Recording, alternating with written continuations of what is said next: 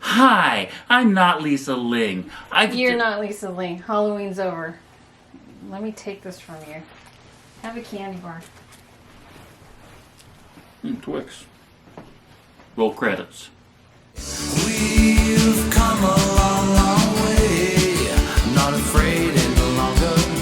We've come a long, long way. Our love is getting stronger.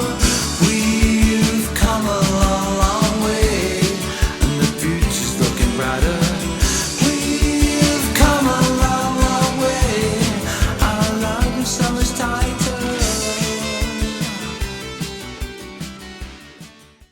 Hi everybody, and thanks for joining me for another episode. I wanted to first thank everybody for the enormous outpouring of appreciation and congratulations to my first anniversary episode last week. That was actually quite touching and very surprising that I didn't expect so many people would be congratulating me, but thank you. I appreciate it. Also, happy Halloween, everybody. That's coming up in a couple days. Actually, it should be coming up on the day this is released. LA, I wanted to tell you guys how interesting of the last few days LA has been. Since I last posted last Friday, Saturday, Thursday, Friday, whenever that was, two pretty big fires have started up in LA. Only in the northern area of where we live in the valley. Traffic has been kind of nuts, and it's been obviously gnawing at people. The new one is the Getty fire, which is from where I am right now 5 miles to the right, and there is smoke and haze in the sky, but you just have to keep on. And the fact that the 405, one known as the biggest intersection in the world, the 405 101 is supposed to be the busiest intersection, junction, or whatever you want to call it, in the world, had to be shut down from the junction to Sunset Boulevard, which is roughly 7 miles uphill. It's pretty predominant. So if you have any friends in LA, I would just reach out and just say, hey, how you guys doing? Everything okay? Because I know there are a number of shelters up to help people, so make sure you can always stay in touch with people. In a minute, I am going to throw to an interview I did, was it a week and a half ago, 2 weeks ago, of a friend of mine. Actors, pay attention to this guy. It was a week and a half ago. His name is Stephen Thomas. He's the director.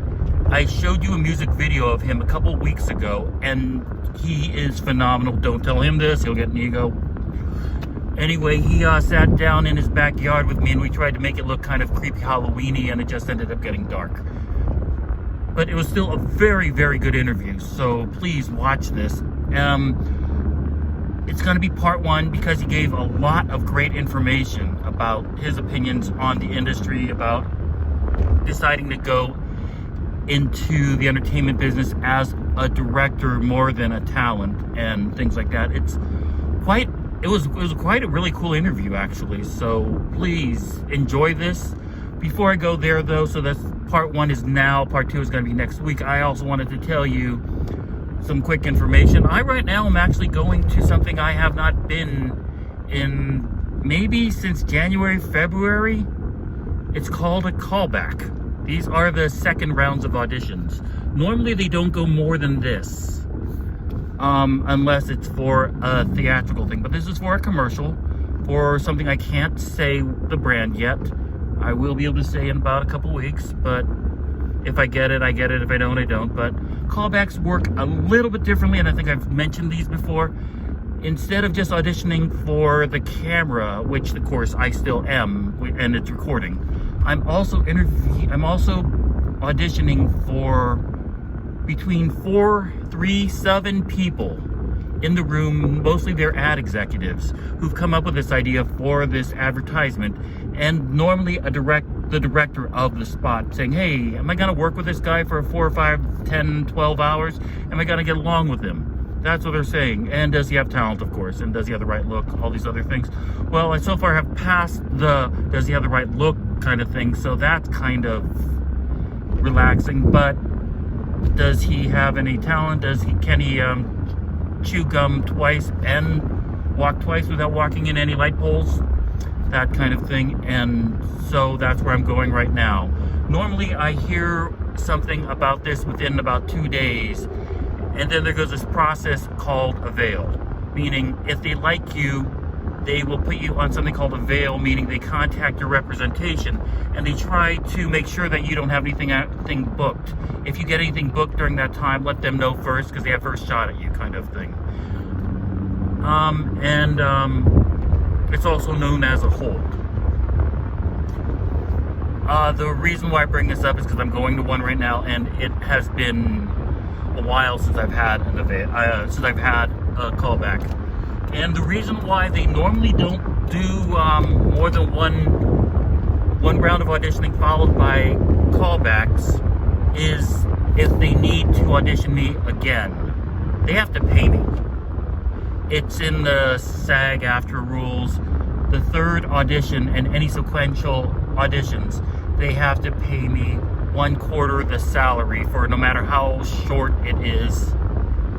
If I go in there for 10 minutes and just smile because they couldn't decide if they wanted me or somebody else, that's a quarter check of SAG's salary. And I think SAG's salary today is close to $1,000. So just by smiling and waving and coming in there for 10 minutes, they have to pay me at least $250.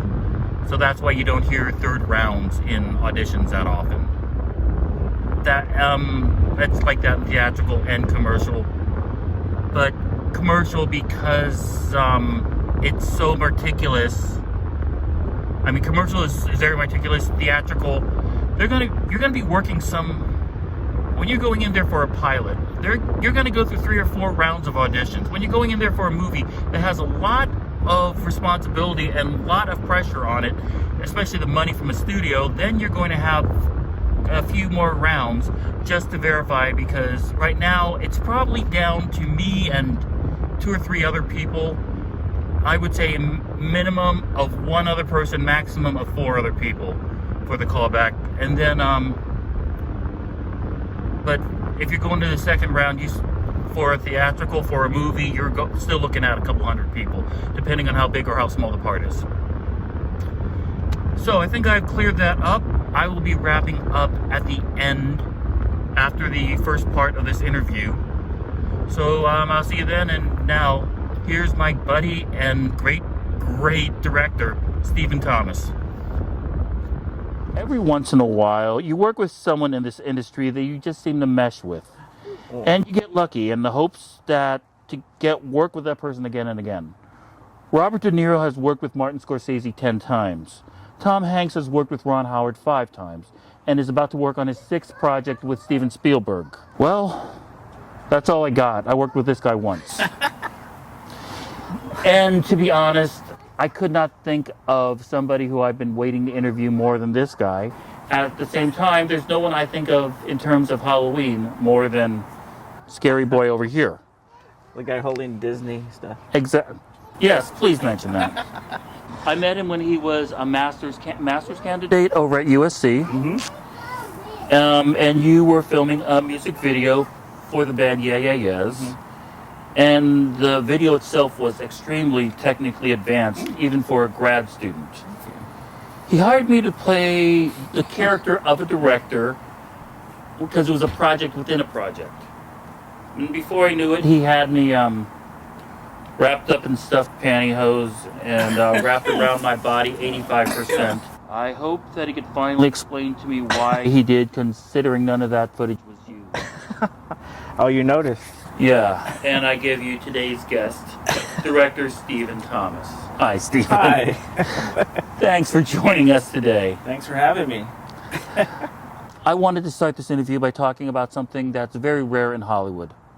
You were actually born in Hollywood. I was. Everybody says that, oh yeah, I've moved here from XYZ, and you ended up in Hollywood, but you were physically born. Where were you born? I physically was born in Hollywood. We're on Sunset Boulevard, if you can believe. At the Kaiser? Or It was the old where Scientology was. Is that Kaiser? I think it was. Yeah, I think it was, and explains a lot. Yeah, so I was born at the foundation of Scientology. To be part of that. So because you were born in Hollywood, you include that on your resume? Why not? Yeah, you really should. Nobody does that. Part of the pedigree. You were raised in Glendale. I was in a little street on Cedar. This was before all the malls and chain stores flocked to the area, I assume? Yeah, that was before the Glendale Galleria came.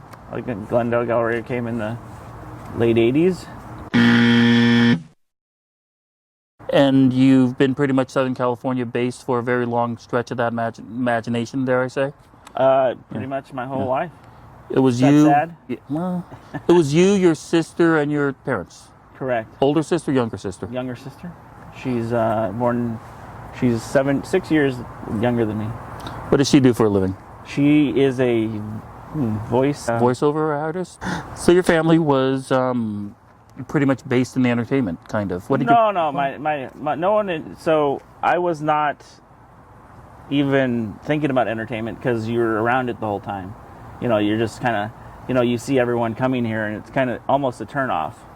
Because you're like, and then it's also something you're like, oh well, everyone's doing it. Why? You think nothing but that. My dad was a doctor, and my mom was vice president of sales, so that was kind of their. They're more about education. Okay. And, then I said I was going to be an artist, and they kind of, they cringed. Shrieked, And yeah. Are they still working, or are they retired? My dad's still working. He actually, he may not be working very much longer because he's in his 70s, so. Oh, okay. You know how that goes. Yes. Well, you're 73, so.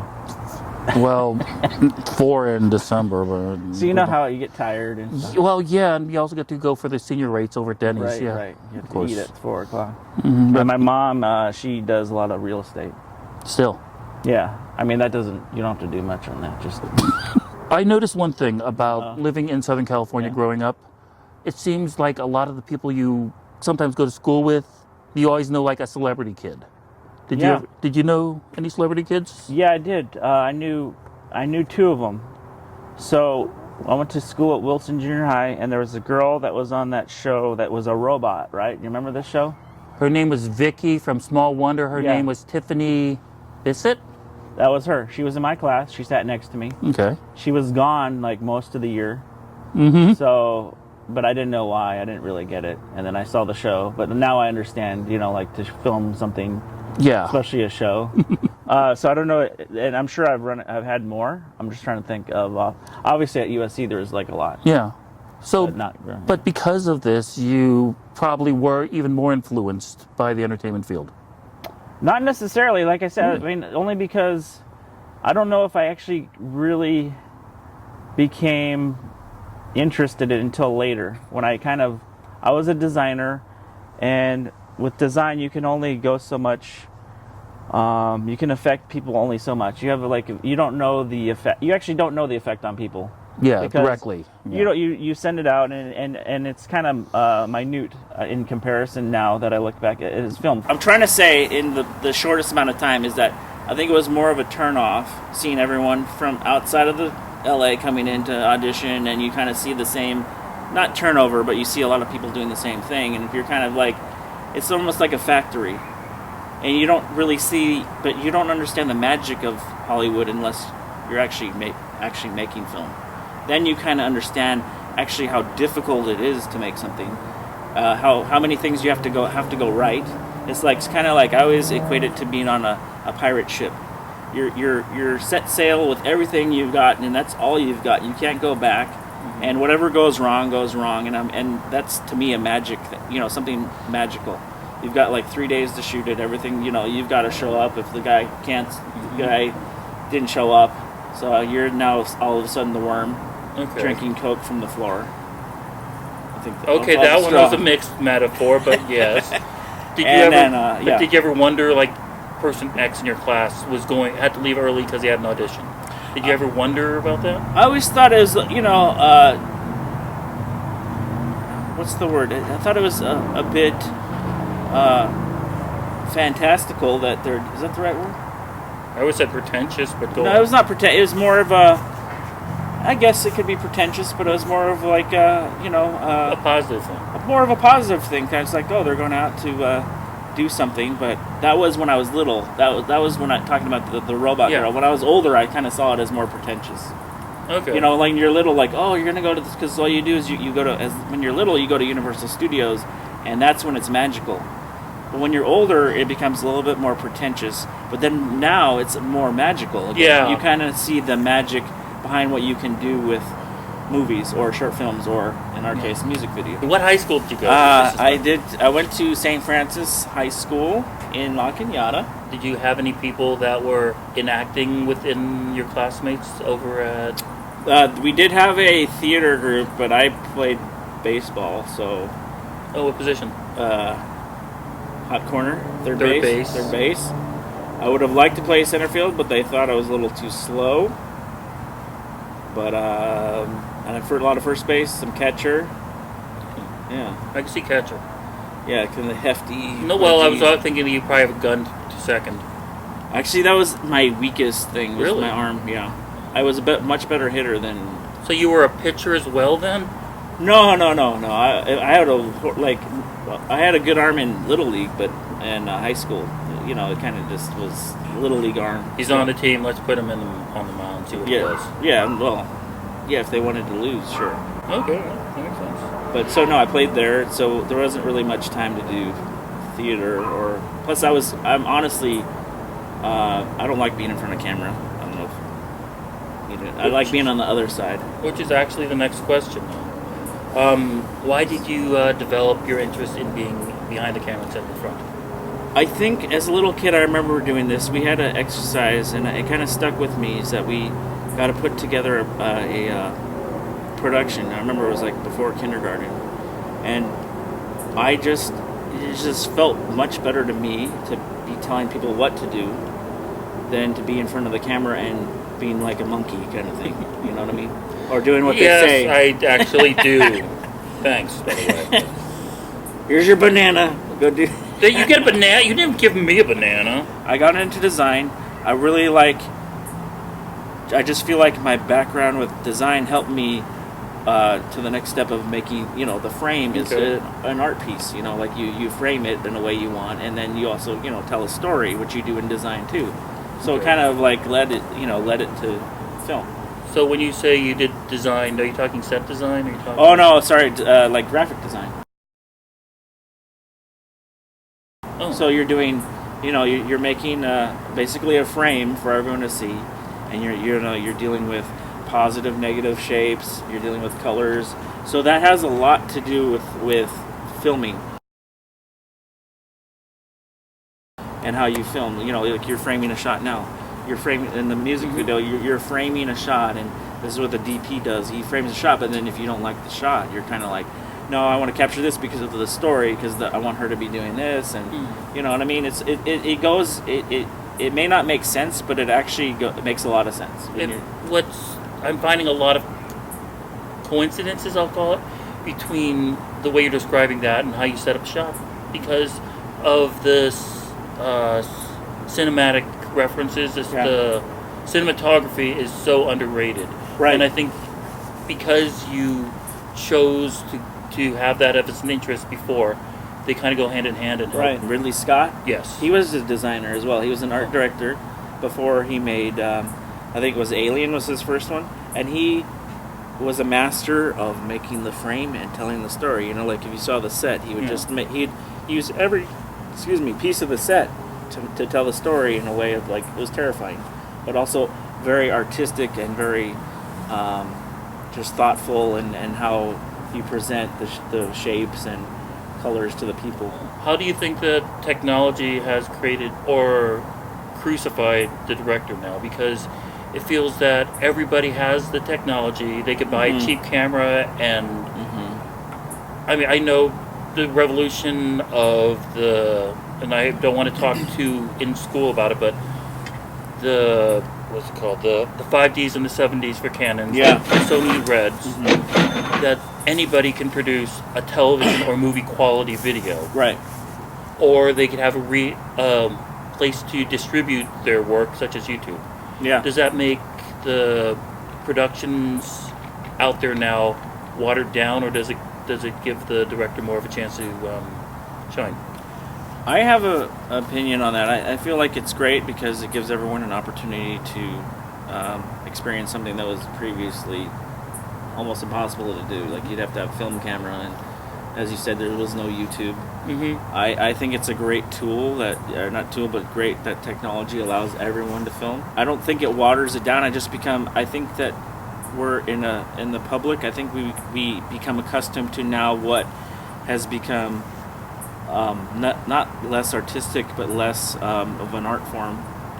Now that people are just, they're putting up anything. You see viral videos, they're shot like vertically. But Stanley Kubrick would be rolling in his grave, seeing that, like 4 million views on a vertical, and it's like, there's nothing.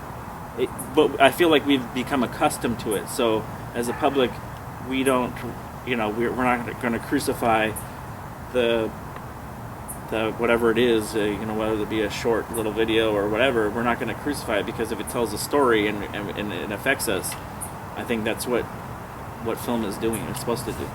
Now, the reason why I brought this up specifically, and I was trying to get that kind of an answer, hopefully, what you gave me. When you were a kid, you said that there was, oh my God, an actor, then you went back down. Yeah. So there is a wave in of film appreciation in your life, I've noticed, and it's recurring up and down. Yeah. I don't know if is that typical? I don't know. I think it's personal. I think it just depends on what kind of person you are, but the fact that how you are loving it, hating it, and I find that interesting about it. Well, I think when I hate, hate's a strong word, but I didn't see myself doing it, is because I didn't know what it was. How I got into it was my friend I was working with we sold airline products, and my friend he went to San Francisco State, and he went there as he wanted to be or filmmaker, and he was now doing like accounting, and so he was a pretty sad state, and I got to know him, and he's like, oh yeah, I used to do filming, and I was like, oh, I have an idea to do something. He's like, okay, let's do it. And that's the first time I got it, and I was like, oh, so this is what it is? I didn't know what it was. So as a kid, I think I had a better idea what it was than I did until I became, just like maybe a few years ago. As a kid, I thought it was so cool to put on a production. Obviously there was no camera involved or anything, but then I think I rediscovered that, or rekindled that kind of just enthusiasm that I had about it. I've told you similar things before. Yeah. Like on set, when I saw you on the set, and there was a specific look that popular directors, successful directors even, do when they're watching a shot set up, and you have that same look that I've told you this before. That you listen and take in the cast and crew's comments while everything is going on, and you're not a tyrant, you just pay attention and you focus on the frame. Yeah, that's all I care about. Is this a learned trait or something you had? Something that came now? The initial belief when you come in is you have to be a tyrant so that you get the respect. In fact, one person told me, funny enough, that, oh, you have to fire someone the first. Yeah, that's been a rumor. Really? Yes. You have to do? Why would that do anything? I mean, listen, I'm not the smartest guy in the room. There's a lot of other, the reason you get the people in there is because you want to get smarter people than you in there anyways, and they're going to have something good to say. I'll ask, last time I asked one of the shots, I asked the short I just did was the costume designer. I was like, what did you think of that shot? And she said, oh, I don't like it. I go, really? You don't like that? She goes, why not? Why didn't you like it, or what was wrong? She goes, oh, it just wasn't believable or something. And I was like, and usually I'm in tune with that, but I didn't listen to her, but usually, I'll take in whatever people have to say about the shot and process it. I think that's, you want the best result for your film, and people that, you're not the one watching the film, the audience is watching the film, so it's better to get someone that's not even involved in the process to get their recommendation, not the recommendation, but their opinion. And I think that's more valuable than just being a tyrant and get what you want, because what I want may not. There's been a million times where I've been wrong, so I know that I can't count on me. So for me, it's more about getting the initial concept out. For the music video, the concept was kind of something kooky, but there's a story, kind of like a love story behind everything, and that's all I cared about. The performances, that's what I wanted, and that's what I was going for. But A lot of times, like how you do it is different than what you expected. So That filming makes sense, yeah. it's a long way around, but it's basically like I love getting opinions from everyone, and I think being a tyrant is kind of foolish. But at the same time, though, you can't let like a focus group determine then your end product. Right, you can't get in the weeds about like things too. You have to make a decision and go with it, I think. Otherwise, you're going to look foolish if you keep going like, "Oh no, let's do it again that way." Because you're going to start pissing everyone off and making them think that you have no clue what you're doing if you keep going, seesawing back to this and that. Okay. So once you make a decision, you've got to like kind of stick with it. Woody Allen takes the approach where he lets his talent make their own natural movements on a set and only focuses on the dialogue and the meaning of the scene.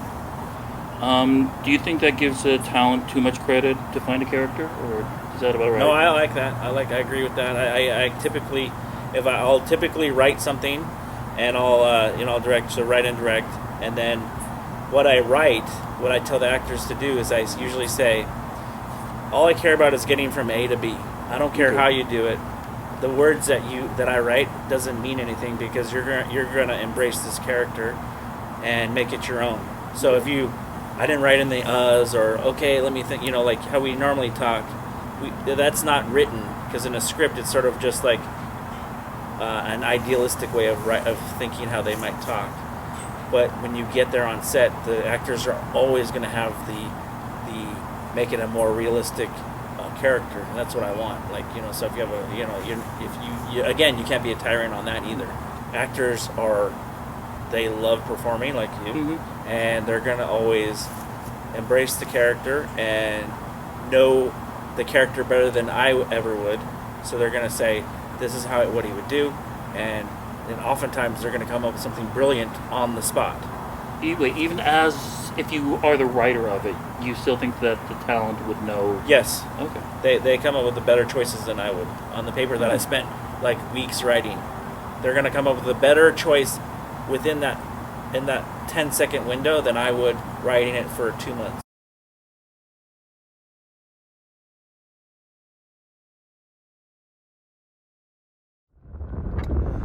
Well, that audition is over, and I'm kind of glad it's over. It was weird. I can't say the product, I can't go into the full detail of the commercial, but it's really a 15-second commercial. And what happens is I see a woman in her underwear, and I just respond. It was kind of that weird to say. It's I tried to Clark Griswold from Christmas Vacation, and it didn't work. No, there was no woman in her underwear after the audition. I just didn't want to be pervy as much as I think they wanted me to be, so I mean, it's a loss, but it's also a win, isn't it? I don't know how to say this, but I'm trying not to be pervy, and it didn't come out right. But, so I'm almost certain I didn't get it, but no whoop. I'm waiting for the next project. I will be releasing part 2 of the Stephen Thomas interview, including the envelope of Stephen quiz, which was pretty remarkable, I'll say that. It can be emailed at askkyleaquestion@gmail.com. I could also be reached on the socials at Kyle Isao, KYLEISAO, and of course my website, kyleisao.com, where I occasionally put up new ideas and theories and things. But until then, from literally Hollywood, that's a wrap.